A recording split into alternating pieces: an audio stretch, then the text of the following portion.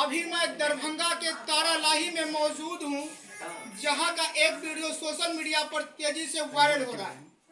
आपको बता दें कि तारालाही के रहने वाले प्रभास यादव, जो 5 साल से जेल में बंद थे सुनील सिंह की हत्या के आरोप में, लेकिन उनकी जो है 2-3 दिन पहले हत्या हो जाती है, जिसका आरोप परिजन जो है कहीं ना कहीं उन लोगों पे लगा रहे हैं जिनके आरोप में ये जेल में बंद थे। लेकिन विडंबना तो ये है कि पुलिस प्रशासन अभी तक इस घटना के पीछे जो साजिश करता थे उनका ना तो छानबीन कर रहे हैं और ना ही इनके परिवार को अभी तक सांत्वना देने पहुंचे हैं। जो मृतक की पत्नी है उनसे पहले हम बात करने का कोशिश करते हैं। आपका नाम क्या हुआ? सीमा जी। अच्छा, तो ये घटना कब हुई थी?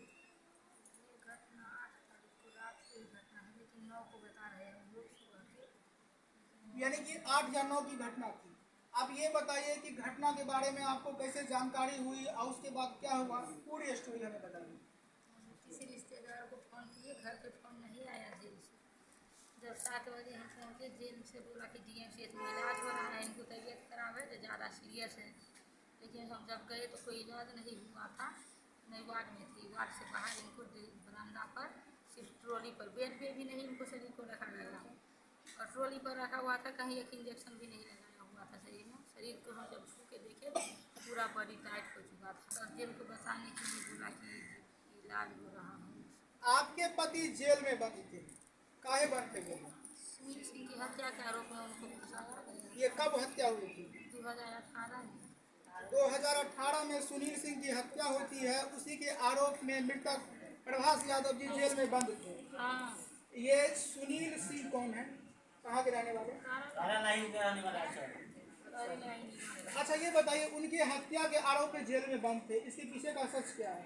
वाकई में इन्होंने वैसा कारनामा किया था या फिर ये मवेशी डॉक्टर, यानी कि आपके पतिदेव डॉक्टर थे? हाँ डॉक्टर थे, मवेशी डॉक्टर थे। जेल में मेरे परिवार के सब सदस्यों को फंसा दिया गया है। मेरा एक देवर और है जेल में, उसको भी बोलता है जेल के 1-2 आदमी कोई तो उसको भी यही हाल करेंगे जो तेरे भाई को हुआ है। और मेरे 2 देवर और ससुर भागे हुए हैं, उसके लिए प्रशासन मेरे घर में पहुँच रहा है कि उसको भी पकड़ के जेल में डालेंगे। जेल में डाल के सबको हत्या करवा। आप हमारे दर्शकों को ये बताइए, जिन पर आपका शक जाता है कि आपके परिवार वालों को जो है कानूनी कचरा में डाल दिया है, उनका नाम बताइए। चंद्रशेखर यादव है, गोपी रमन यादव है, किशोर सिंह है और किशोर सिंह का छोटा लड़का है, और रौनक सिंह है, विनोद सिंह है। ये सब साजिश के तहत। कहाँ के रहने वाले हैं? तारालाही निवासी है। घटना से पहले किसी ने आपको बताया था कि हाँ, बोला था तो हम सोचे कि जेल में तो एक पुड़िया तक नहीं जाता, लेकिन ये लोग जेले में जहर भेज रहे हैं। जेले में जहर। हम 7 तारीख को मिल के आए थे, पूरा स्वस्थ थे और पूरा ठीक थे, पूरा फ्री माइंड से थे, एकदम खुश। अभी कोई प्रेशर नहीं उनका कोई तबीयत खराब है।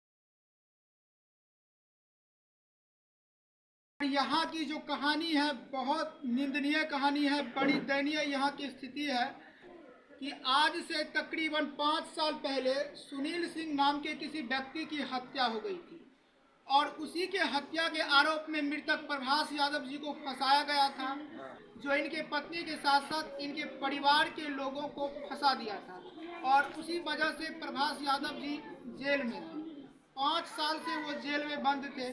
तो भैया एक बड़ा सवाल खड़ा ये होता है कि अगर उन पर आरोप लगा था मर्डर करने का, तो वो जेल में बंद थे, वो अपनी सजा काट रहे थे, लेकिन जेल में उनकी जो हत्या हो गई तो वहाँ के प्रशासन पर, वहाँ के जेलर पर प्रश्न चिन्ह खड़ा होता है कि जो व्यक्ति जेल में है उनकी अगर हत्या हो जाएगी, जो जेल में सुरक्षित नहीं है, तो बाहर फिर क्या होगा।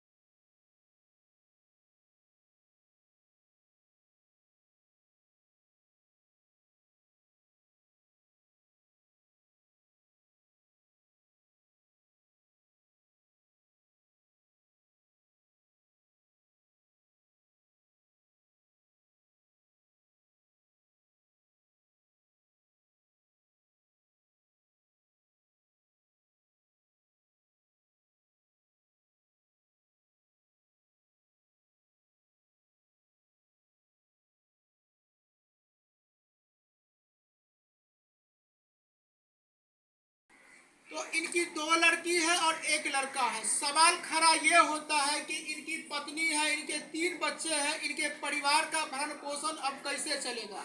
और बड़ी बात यह है कि इनकी जो 2 लड़की है, इनके शादी का खर्चा कौन उठाएगा, इनके पढ़ाई लिखाई से लेकर शादी कौन कराएगा। बहुत बड़ा सवाल खड़ा होता है। कहा है कि इस परिवार में एकमात्र प्रभास यादव ही कमाने वाले थे, उनकी अब जहर देने से हत्या हो गई है। तो बड़ा सवाल खड़ा होता है कि इनके परिवार का अब रक्षक कौन बनेगा। क्योंकि छोटे छोटे बच्चे हैं, पढ़ाई लिखाई बचा हुआ है, बच्ची की शादियां बची हुई है, तो इतनी बड़ी जिम्मेदारी कौन उठाएगा। क्या अभी तक यहाँ के जो सांसद हैं, यहाँ के जो विधायक हैं आए थे? पप्पू यादव आए थे सर। दरभंगा के सांसद आए थे? नहीं। आप कहाँ तक पढ़ाई हुई है? ग्रेजुएशन। आपने ऑनर्स किस सब्जेक्ट से? तो आप आगे क्या करना चाह रहे हैं?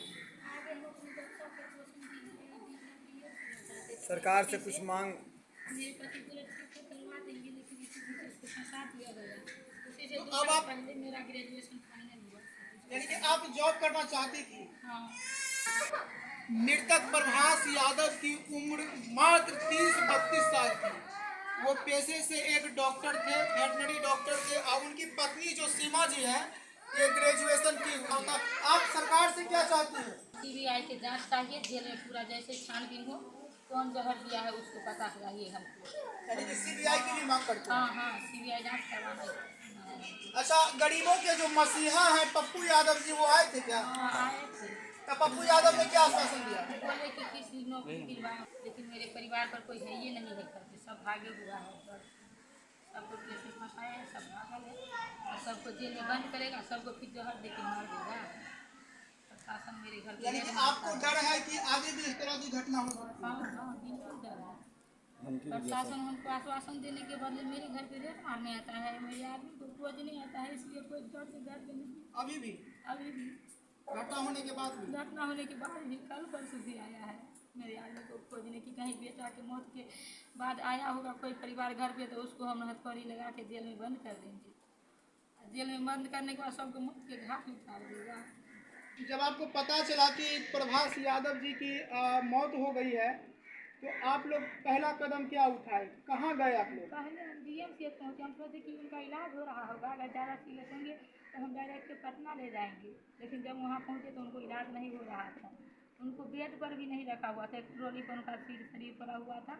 और जब हम शरीर छू के देखे तो छूने से ऐसा लगा कि उनका डेथ 12 बजे तक रात में ही हुआ। बोला कि सूचना मिलने के कितने देर बाद आप लोग डीएमसीएच पहुँचते हैं? 10 से 15 मिनट इतना मिला, हम लोग पहुँचते हैं तुरंत। देखिए कितनी बड़ी विडंबना है कि इनके परिवार वाले को फोन किया जाता है कि अब प्रभास यादव जी की नहीं रहे, उनकी मौत हो चुकी है, और फौरन यहाँ के लोग डीएमसीएच पहुँचते हैं। लेकिन जो प्राथमिक उपचार होता है, जो प्राइमरी वर्क होता है कि पेशेंट के साथ जो है जो ट्रीटमेंट किया जाता है, लेकिन परिवार वालों का कहना है कि उस तरह का कोई भी वहाँ पे कुछ भी नहीं हुआ था। ना तो ट्रीटमेंट दिया गया था, ना ही उनके बॉडी को सही ढंग से बेड पर रखा गया था।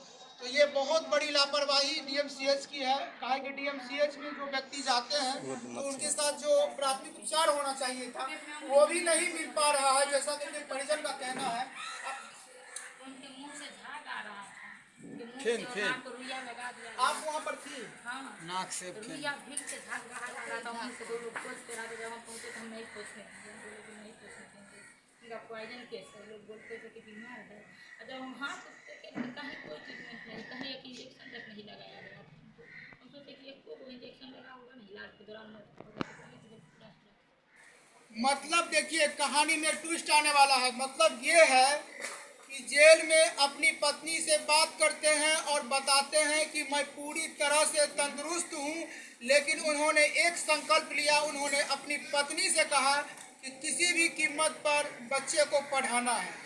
लेकिन पता नहीं भाग्य को क्या मंजूर था कि अगले 2 दिन बाद खबर आती है कि वही व्यक्ति जिन्होंने 2 दिन पहले अपनी पत्नी से वादा किया था कि बच्चे को हर हाल में पढ़ाना है, क्योंकि वो डॉक्टर थे और पत्नी भी ग्रेजुएट थी, तो कहीं ना कहीं इनका परिवार जो है एजुकेटेड फैमिली से आता है, तो इनका सपना था कि इनका बच्चा भी पढ़ लिख कर कोई अच्छा सा नौकरी करे, लेकिन ये जो ख्वाब थे 2 दिन बाद ही वो ख्वाब जो है टूट जाता है। और जैसे ही ये घटना परिवार में पहुंचती है, पूरे परिवार जो है मातम में पसर जाता है। और अभी भी पूरे परिवार जो है सही ढंग से ना तो बोल पा रहे हैं, ना ही कुछ कर पा रहे हैं, क्योंकि इनके परिवार पर जो इतना बड़ा बोझ गिरा है, इसकी भरपाई कोई नहीं कर सकता। आगे भी कुछ लोग हैं, उनसे हम बात करेंगे। क्या नाम हुआ आपका? रानी देवी, रामनी देवी जी। आप ये कौन थे आपके प्रभास यादव जी? बड़ा भाई है। कैसा उनका व्यवहार था?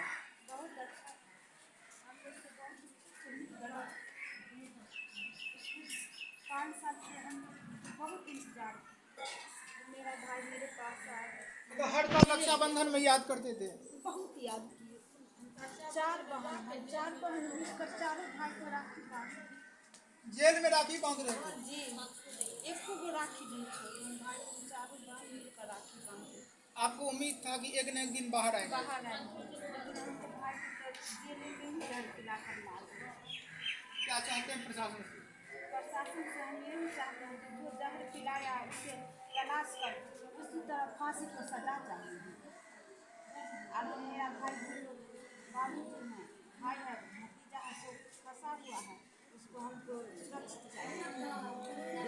आपको क्या लगता है कि ये जहर देकर वाकई में मतलब इनकी हत्या की गई है, या इसके पीछे कुछ और वजह नहीं, जहर देकर भी हत्या की गई है। है? और पुलिस प्रशासन का बयान आता है कि इनको टॉन्सिल हो गया था, टॉन्सिल से उनकी मृत्यु हुई है। तो बहुत बड़ा सवाल ये है कि भैया टॉन्सिल से किसी की मौत होती है?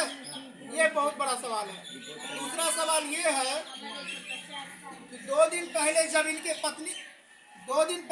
इनकी पत्नी मिलने गई थी, अगर उस तरह का कोई बात होता वो अपनी पत्नी से जरूर बोलते। काहे कि कुछ भी हो, भले ही लोग घर वालों से छुपा लेते हैं, लेकिन पत्नी से कुछ छुपाते नहीं हैं। लेकिन इतनी बड़ी घटना घट गई, तो कहीं ना कहीं इस घटना के पीछे कोई बहुत बड़ा साजिश करता है। और पुलिस को चाहिए कि इस घटना के पीछे जो साजिश करता है, जो इस घटना का मास्टरमाइंड है, उसकी तलाश करनी चाहिए, ताकि इन परिवार वालों को न्याय मिल सके।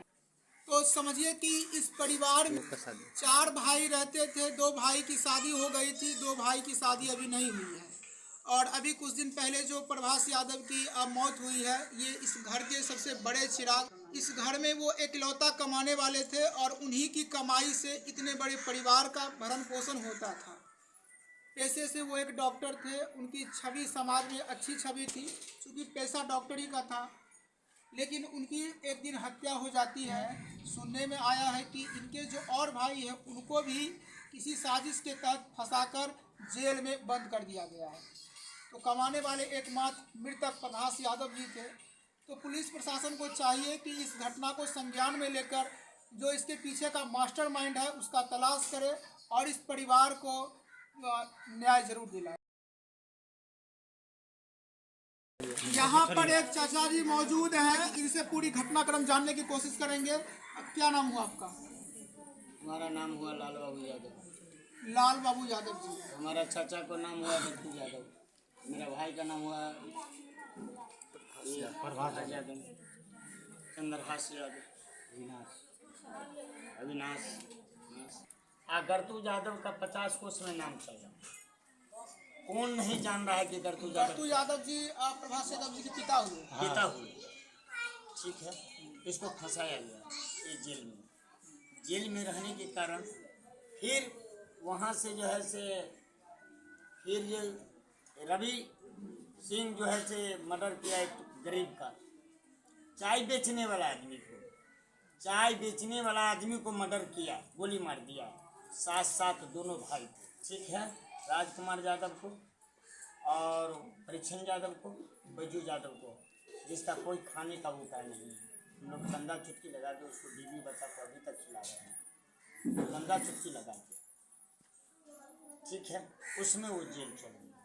उसको बेल गरतू यादव ने कराया, गरतू यादव ने उसको बेल कराया।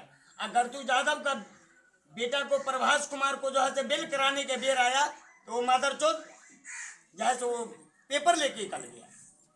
पेपर ही लेके ही कट गया। फिर भी हम लोग अस्थिर हो गए। उस विषय में 4 गो यादव मिलके कौन गुंडा को लाके रवि सिंह को जो है से मर्डर करवाया। उसमें फंसा दिया चंद्रहास को, अगर तू यादव को, सारे बातें को ठीक है। अब फंसाने के कारण अभी प्रभास यादव को जहर पिलाने के काम किया, जबकि एक दिन पहले सारा उनका पत्नी गया, हम लोग गए।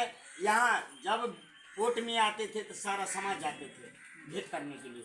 भेंट करने गए, एकदम सही सलामी है। उसको माँ को बरखी था, धूप अगरबत्ती केरा सेव संतरा नीक भेजा, उसका जो है माँ को बरखी किया। वो जेल में, जेल में बरखी करने के बाद, मतलब बरखी करने के बाद भी जेल से बाहर नहीं आने नहीं दिया। जेल में बरखी किया, बड़ा बेटा है ना, वो बड़ा बेटा है, वो बरखी किया जेल में। सरिया का वीडियो लीजिए, हम चूड़ी नहीं पहरे हुए हैं,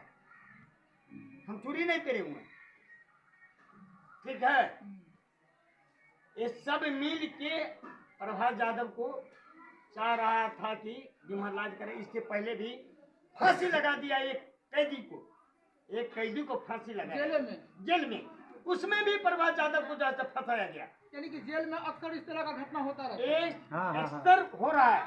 हम भी जेल में थे, क्वारंटाइन में थे। उस समय में प्रभास यादव ने हमको जो है जान बचाने का काम किया। राम श्रीठ यादव का भी जान बचाने का काम किया, वही प्रभास यादव। तो आज सुनिए, आपका मतलब कहने का तात्पर्य ये है कि कहीं ना कहीं इसके पीछे, हत्या के पीछे जो मास्टरमाइंड है, उसमें कुछ यादव और राजपूत दोनों सम्मिलित है, पूरा सम्मिलित है। इसमें हुआ क्या, ये गरीब अमीर सबको देखने वाला था। प्रभास कुमार का पिताजी जो है गर्दी यादव, वो भी डॉक्टर फेमस। कहने लायक बात नहीं कि जानवर से लेके मनुष्य उनके प्रकोप जो है उनका लड़का जो है से ले लिया, ठीक है। गर्दी यादव ने बैठ गया दवाई की दुकान, एक चौक पर दवाई का दुकान खोला। वो दवाई का दुकान पूरा रूम तोड़ के सारा राजपूत मिलके ईंटा एलिवेस्टर सारा जो है से कैप्चर करके और उसको मट्टी गिरा के उस पर रूम बना रहा है। कोई देखने वाला नहीं। तो कंप्लेन क्यों नहीं करते? कंप्लेन किस पर करे? थाना क्यों? अभी थाना तो आ रहा है, मेरे कैप्चर करने के लिए आ रहा है। अभी हमसे पूछ रहे हैं, वीडियो सरिया के लीजिए। जिस ढंग से हाथ चमक रहा है वही ढंग से मुंह चमक रहा है। थाना में मुझे बताइए, यहाँ पर प्रशासन लोग क्यों पहुँच रहे हैं? क्यों पहुँच रहे हैं वो समझिए ना, कि मेरे साथ घटना किया, मेरा बेटा को, मेरे सामान को, मेरा भाई को तो मर्डर भी किया और उनके गिरफ्तार करने। अच्छा, ये जो घटना घटी है इसका छानबीन करने के लिए वो नहीं मतलब घूम रहे हैं? कोई छानबीन नहीं है, कोई छानबीन नहीं। अब चेहरा निगारिए मुसलमान को। हम अपने कैमरामैन से कहेंगे कि जरा आपका पीछे का जो तस्वीर है, आप पूरे तस्वीर को जरा हमारे दर्शकों को दिखाने का प्रयास कीजिए। क्योंकि आज इस घर में घटना घटी है। इस घर में 3 छोटे छोटे बच्चे हैं और जिनकी हत्या हुई है वो एक डॉक्टर थे और उनके पिताजी के बारे में बताया जा रहा है कि वो काफ़ी समाजसेवी आदमी थे। दूर दूर तक उनकी पहचान थी। इनका परिवार जो है शिक्षित परिवार है, तभी तो पतिदेव डॉक्टर और पत्नी है ग्रेजुएट। लेकिन इनके घर में इतनी बड़ी वारदात होती है, लेकिन जैसा कि परिजन का कहना है कि अभी तक प्रशासन की तरफ से कोई भी मदद नहीं मिल पाया है। अभी तक नेता मंत्री संतरी और प्रशासन के द्वारा मदद मिला है? कोई मदद नहीं। ये घर से उठाने के काम कर रहा है, कोई मदद नहीं मिल पाया। कोई मदद नहीं। लालू यादव का भी दहिना देन गर्दू यादव है। लालू यादव का बेटा का दहिना देन है गर्दू यादव। मुझे ये गर्दू यादव का जहां दुश्मन बन गया लालू यादव का बेटा लालू यादव। जिंदगी भर मर गए हम लोग। तो इस खबर में बस इतना ही। जैसे ही कोई नई अपडेट आएगी मैं आप तक लेकर सुखमा आऊंगा लेली। और आप लोग से कहीं अपील कुछ करूंगा नहीं कि है। इस खबर को आप पूरे देश में वायरल कीजिए ताकि इनको न्याय मिल सके।